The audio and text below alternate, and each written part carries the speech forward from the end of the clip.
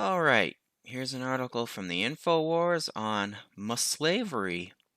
A bill introduced by Florida senators would eliminate the Democrat Party in the state altogether over its racist roots. The Ultimate Cancel Act digs deep into Democrats' past, back to the 1800s when the party supported slavery.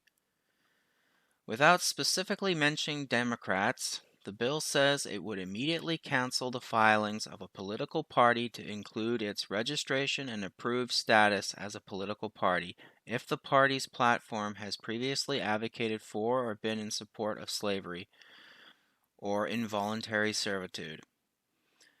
So yeah, I can think of a few pros and cons with this. I mean, obviously the pro, Democrats and leftists, they're constantly talking about reparations for slavery, and yet the Democrat Party, or at least the southern part of the Democrat Party, was very pro-slavery. The northern part, I'm not too sure. I think that's where the split in the Democrat Party happened. But when I think about it, it goes like this. The northern Democrats, in my opinion, they knew the South couldn't win. Why? The North had more railroads, which means they could transport their troops faster.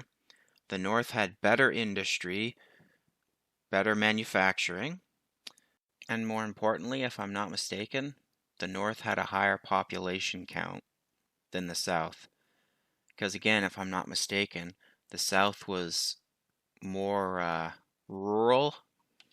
So anyway, back to the article. Republican Senator Blaise Ingolina, probably said that wrong, would affect the Democrat Party as Southern Democrats defended slavery during the Civil War. Yeah, Southern Democrats. Under the bill, registered Democrats would be automatically re-registered as having no party affiliation, reports WESH. The Democrat Party officers could reorganize, but only under a substantially different name.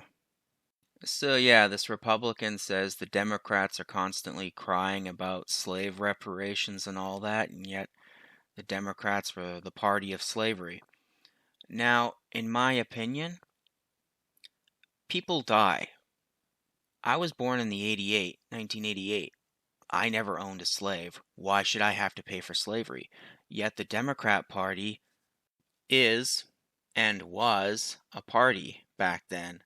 Now I'm going to pop in a clip from the funeral of Robert Bard, and here's a part of the eulogy. Here, take a listen. He once had a fleeting association with the Ku Klux Klan, and what does that mean? I'll tell you what it means.